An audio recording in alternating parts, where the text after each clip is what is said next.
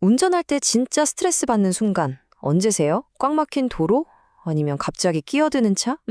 아마 많은 분들이 주차를 떠올리실 거예요. 목적지 다 와서부터 빙빙 돌면서 자리 찾고 저 좁은 칸에 어떻게든 차를 구겨 넣으려고 핸들을 수십 번씩 돌렸던 그 끔찍한 경험만이죠. 그런데 만약에 이 모든 주차 문제의 원인이 공간이 부족해서가 아니라 바로 우리 자신에게 있다면 어떠세요? 그리고 이 지긋지긋한 문제를 해결할 열쇠를 로봇이 쥐고 있다면요? 오늘 이야기에서는 우리가 왜 이렇게 주차에 서툰지, 그리고 로봇이 어떻게 도시의 풍경 자체를 바꿔버릴 것인지 그 놀라운 이야기를 한번 제대로 파헤쳐보겠습니다. 이 질문에 아니요 하실 분 아마 없으실걸요? 목적지에 거의 다 와서부터 시작되는 그 진짜 스트레스 있잖아요. 빈자리 찾아 헤매는 시간, 좁은 공간에 차를 넣어야 한다는 그 압박감. 이건 뭐 특정 누군가의 얘기가 아니라 바로 우리 모두의 이야기죠. 네, 이게 그냥 기분 탓이 아니에요. 숫자로 딱 나와 있습니다. 우리나라 운전자 1000명한테 물어봤더니 무려 61.8%가 주차 때문에 정말 심각한 스트레스를 겪는다고 답했어요. 그러니까 운전자 2명 중 1명 이상이 주차를 그냥 좀 불편한 거? 이 수준이 아니라 아예 고통으로 느끼고 있다는 거죠. 이 스트레스가 생각보다 훨씬 우리 삶에 깊숙이 들어와 있습니다.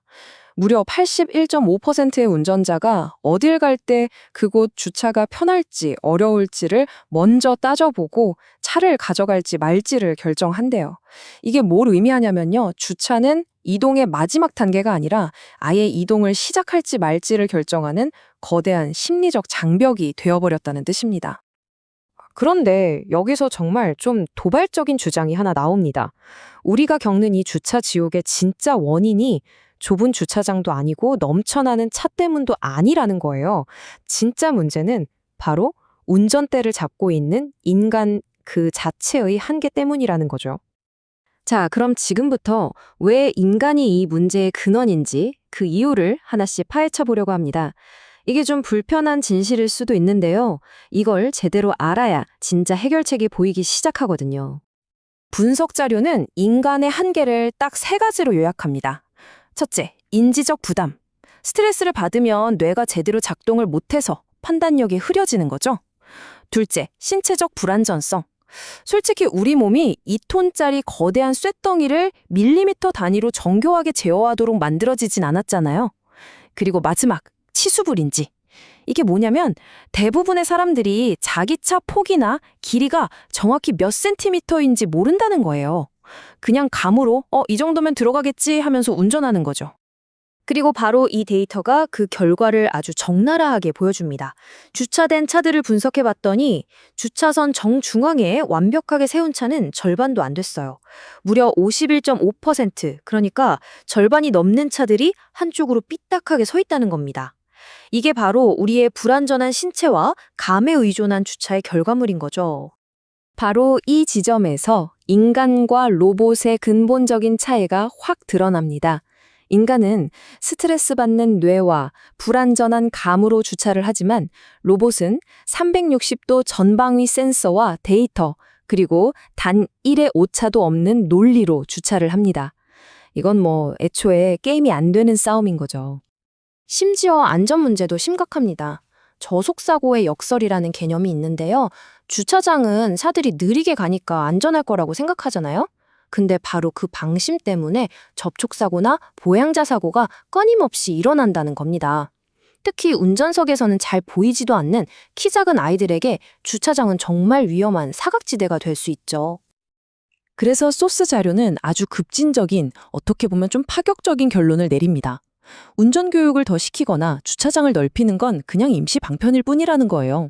진짜 해결책은 이 모든 문제의 원인, 즉 인간을 주차 과정에서 아예 빼버리는 것, 바로 그것이라고 말입니다. 자, 드디어 우리의 주인공이 등장할 차례입니다. 인간의 모든 한계를 극복하고 이 지긋지긋한 주차 문제를 끝내기 위해 나타난 솔루션, 바로 자율주행 주차 로봇입니다. 이 로봇 주차를 경험하는 건 놀랄 만큼 간단해요. 그냥 주차장 입구에 있는 드로프 존에 차를 세우고요. 스마트폰 앱으로 버튼 한번 딱 누르고 그냥 내 볼일 보러 가면 그걸로 끝입니다. 자리를 찾을 필요도, 핸들을 돌릴 필요도 정말 아무것도 할 필요가 없는 거죠. 그런데 이 시스템의 진짜 무서운 점은 로봇 하나하나가 아니에요. 바로 이 로봇 군단 전체를 지휘하는 똑똑한 중앙 AI, 일종의 오케스트라 지휘자가 있다는 겁니다. 군집 지능이라고 불리는 이 AI가 모든 로봇의 움직임을 실시간으로 최적화해서 주차장 전체의 효율을 최대로 끌어올리는 거죠. 자, 그럼 이제부터는 이야기를 좀 더 크게 보겠습니다. 이 주차 로봇이라는 게 단순히 주차를 편리하게 만들어주는 기술, 그 이상이거든요. 이 기술이 우리의 도시와 삶을 어떻게 뿌리부터 바꿀 수 있는지 그 거대한 비전을 한번 들여다보겠습니다. 그래서 인간과 로봇, 과연 얼마나 차이가 날까요? 지금부터는 그냥 좋다, 덜하 하는 감이나 예상이 아니라 차갑고 냉정한 데이터로 그 성능 차이를 직접 한번 확인해 보시죠. 자, 이 표 하나가 모든 걸 말해줍니다. 먼저 정확도. 인간은 우차가 수십 센티미터인데 로봇은 2cm도 안 돼요. 시간은요? 우리가 10분 넘게 헤맬 때 로봇은 2분 안에 끝내버리죠. 안정성은 뭐 비교가 안 됩니다. 인간의 주차 사고율이 6.6%나 되는데 로봇은 사실상 0%에 가깝습니다. 그리고 가장 중요한 것, 바로 공간 효율. 여기서부터 미래 도시의 이야기가 시작됩니다. 바로 이 숫자입니다. 공간 효율이 50% 이상 향상된다는 것. 이게 대체 무슨 의미일까요? 아주 쉽게 말해서 똑같은 면적의 주차장에 차를 100대 댈 수 있었다면 이제는 150대 이상을 세울 수 있게 된다는 뜻입니다. 하지만 이건 단순히 차를 더 많이 넣는 차원의 문제가 아니에요. 이건 도시의 그 비싼 금싸라기 땅에서 우리가 몰랐던 새로운 공간, 말 그대로 숨겨진 공간을 찾아내는 것과 같아요. 그럼 이 남는 공간으로 우리는 과연 무엇을 할 수 있을까요? 미래의 로봇 주차장은 더 이상 차만 세우는 곳이 아닙니다. 차가 들어오면 알아서 전기차 충전도 시켜주고 택배나 배달 물품을 처리하는 작은 물류센터가 되기도 하고요. 도시 전체의 교통 데이터를 수집하는 강력한 플랫폼이 될 수도 있죠. 도시의 모든 서비스가 연결되는 중심, 바로 모빌리티 허브로 진화하는 겁니다. 그리고 마침내 우리는 자동차를 위해 빼앗겼던 도시의 공간을 되찾고 세계적인 건축가 노먼 포스터 같은 사람들이 꿈꿔왔던 자동차가 아니라 사람이 중심이 되는 도시를 설계할 수 있게 되는 겁니다. 한번 상상해 보세요. 삭막하고 회색빛이던 주차장이 사라진 그 자리에 아이들이 마음껏 뛰어노는 공원이 생기고 사람들이 햇볕을 쬐며 커피를 마시는 노천 카페가 들어서는 모습을요. 주차 문제를 해결하는 건 단순히 기술의 발전이 아니라 어쩌면 우리 도시의 영혼을 되찾는 일일지도 모릅니다. 오늘 이야기의 마지막 질문입니다. 만약 여러분이 살고 있는 바로 그 도시에 지금보다 50%나 더 많은 여유 공간이 생긴다면 그 텅 빈 아스팔트 위에 당신은 무엇을 짓고 싶으신가요? 어쩌면 주차 로봇이 우리에게 던지는 이 질문이야말로 우리가 마주하게 될 가장 흥미로운 미래일 겁니다.